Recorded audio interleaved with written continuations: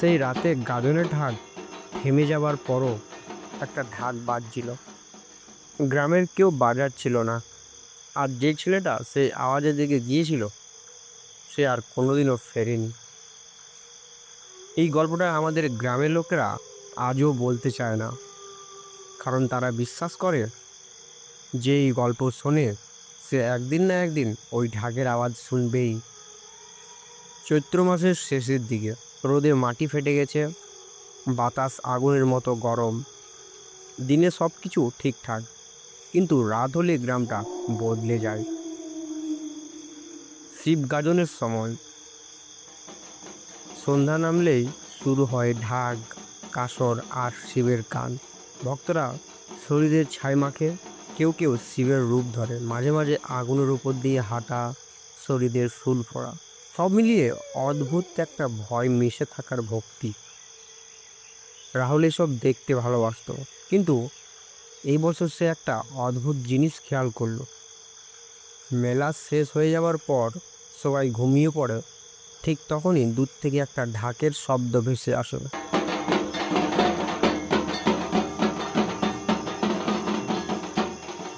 প্রথম রাতে সে পাত্তা দেয়নি, দ্বিতীয় রাতে সেই ঢাকের আওয়াজটা শুনে সে বিছানায় উঠে বসে, আর তৃতীয় রাতে শোনার পর গা কাটা দেয়, এমনকি শরীরের লোমও খাড়া হয়ে যায়। কারণ শব্দটা একই সময় আসে, ঠিক রাত 12টায়। একদিন সে তার বন্ধু বাপ্পাকে বলল, এই বাপ্পা, তুই খেয়াল করছিস এই মেলা শেষ হওয়ার পর একটা ঢাক বাজে? তুই একটু বেশি ভাবছিস, হয়তো ঢাক বাজা কেউ প্র্যাকটিস করছে। রাত 12টায় প্রতিদিন? বাপ্পা আর কিছু বলল না, আবার শুয়ে পড়ল সে। গ্রামের শেষ প্রান্তে একটা পুরনো শ্মশান, বড় বড় বট গাছ, অন্ধকারে সবসময় ছায়া নড়ে। দিনে গেলে শরীর কেমন ঠান্ডা হয়ে যায়। গাজনের সময় ওই দিকে কেউ যায় না, লোকেরা বলে ওইখানে রাত গাজন হয়, কিন্তু মানুষ করে না। রাহুল এসব বিশ্বাস করতো না, কিন্তু তার ভেতর একটা কৌতূহল জমে গেল। কে ঢাক বাজায়, কেনই বা বাজায়, আর কেন ঠিক রাত 12টায়? তারপর চতুর্থ দিন রাহুল আর থাকতে পারল না। সে ঠিক করলো আজকে সে দেখবেই রাত 12টায় কে ঢাক বাজায়। পুরো গ্রাম নিস্তব্ধ, হাওয়া নেই, পাতা নড়ছে না, দূরে কুকুরের কান্না। হঠাৎ রাহুলের বুক ধড়ফড় করে উঠল। আজ আওয়াজটা আগের চেয়ে অনেক কাছে। সে ধীরে ধীরে দরজা খুলল। বাইরে পা রাখতে একটা ঠান্ডা হাওয়া তার গায়ে লাগলো, যেন কেউ তাকে ডাকছে। রাহুল নিজের মনের মধ্যে গুনগুন করতে লাগলো, আজ আমাকে কোনো কারণে জানতেই হবে কে ঢাক বাজায়। সে হাঁটতে শুরু করলো। ফাঁকা রাস্তা, কোথাও কোনো মানুষ নেই, কিন্তু ঢাকের শব্দটা যেন তাকে টেনে নিয়ে যাচ্ছে। যতই এগোয় তত শব্দটা জোরে হচ্ছে। দূরে একটা লালচে আলো দেখা গেল। শ্মশানের দিকে গিয়ে রাহুল থামলো। তার মনে হলো ফিরে যাওয়া উচিত, কিন্তু তখনই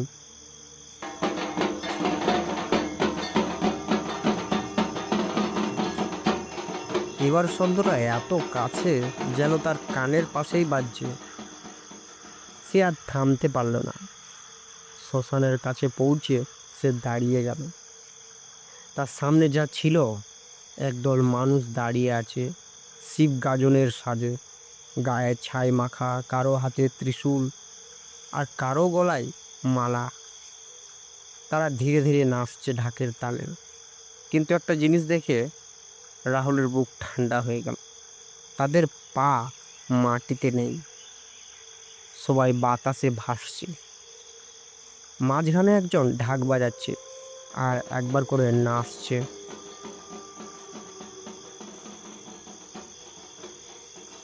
রাহুলের গলা শুকিয়ে গেল। তার শরীর নড়ছে না। হঠাৎ সে চিৎকার করে উঠল, কে কে ওখানে? সব থেমে গেল। ঢাক বন্ধ, নাচ বন্ধ, সবাই স্থির। তারপর সবাই একসাথে ঘুরে রাহুলের দিকে তাকালো। একটা ঠান্ডা হাওয়া বয়ে গেল। ঢাকওয়ালাটা ধীরে ধীরে রাহুলের দিকে এগিয়ে আসতে লাগলো। প্রতিটা পা যেন মাটির উপর ভেসে আসছে। রাহুল পিছিয়ে যেতে লাগলো। ঢাকওয়ালাটা সামনে এসে থামলো। তার মুখটা তখন দেখা গেল, কোনো চোখ নেই, তার মুখ পুড়ে গেছে।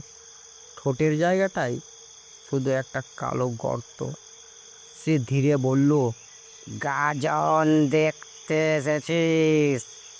রাহুল কিছু বলতে পারল না। যারা আসে তারা ফেরে না। হঠাৎ সবাই একসাথে চিৎকার করে উঠল। ঢাক আবার বেজে উঠল, আগের চেয়ে অনেক জোরে।